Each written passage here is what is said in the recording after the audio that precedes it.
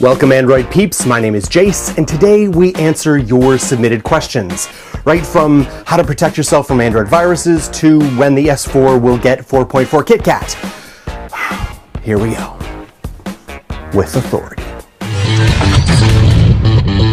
Caelum asks, is it possible to get a virus just from browsing on my phone or downloading an image?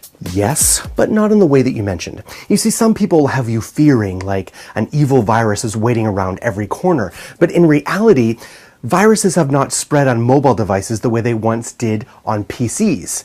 Largely because no one operating system dominates the mobile devices like they did in the PC era. So Caelum, you can bravely enjoy your I Can Has cheeseburger photos of kittens without fear. But let's talk about where some real dangers lie, shall we? Number 1, sharing SD cards with your friends. That's like sharing heroin needles. You have no idea where that SD card has been. That SD card could have corrupted files passed on to your phone. Big no-no. Don't do it. Number 2, syncing your device with someone else's computer or a public computer. Similar to sharing SD cards, that's where corrupted files can be easily transferred to your phone. Another big no-no. Number 3 is the most common way people corrupt their phones, and that is by downloading apps from illegitimate sources. So, if you think you found a great source to get Angry Birds for free, think again, don't do it. You only want to download apps from legitimate sources like the Google Play Store, the Amazon App Store, that kind of thing. The best thing all of you should do right now is go to the Google Play Store and download the Lookout app. It will scan your device for corrupted malware and get it out of there. It will also protect against future attacks. Good question. Question number 2 came from Mike. Mike said, do you think it's a good idea to buy the HTC One now or wait for HTC to release a new version of it? I don't want the One Max. Thanks. Are you really wedded to HTC as a brand? Or do you just want the best Android experience on a large screen? If it's the latter, well, you really want to wait for the Nexus 5. That's going to be a significant hardware bump, and you get vanilla Android. And vanilla's like, ice, ice, baby, chica, chica. Question number 3 came from Ali. Ali said, I want to switch to Android from my iPhone. What phone should I buy? Buy a Samsung Galaxy S4, wait for the S5, or buy a Note 3. That really depends on how you use your phone. If user experience is a priority for you, I can't really recommend Samsung here at all. I would recommend the Moto X. They are far kinder to the average user, and it's been a big hit.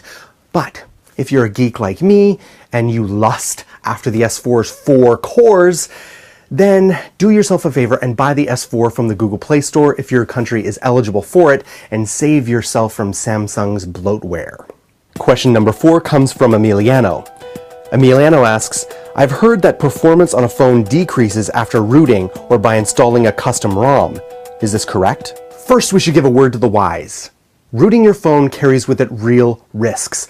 The biggest of which is that you can brick your phone. We say brick your phone instead of break your phone because if you fail at this, that's the only thing your phone will be good for, to be used as a brick.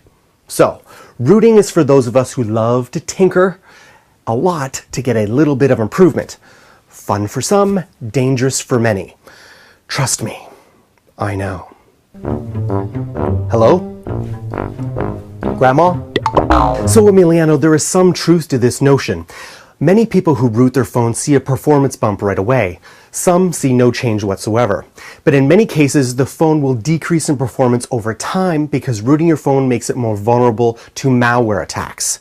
So, why root your phone at all, you say? Well, because many of us like to tweak and tinker and optimize our phones so it's right just for me.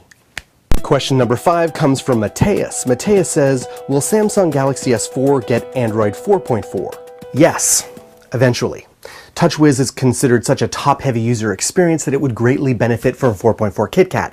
But hey, 4.3 just dropped this week, so we have a lot of waiting to do.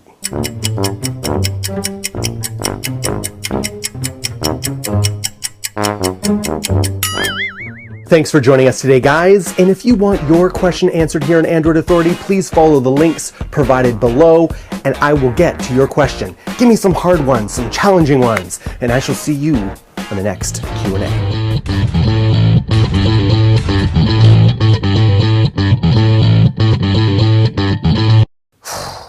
God, I'm getting horrible reception everywhere.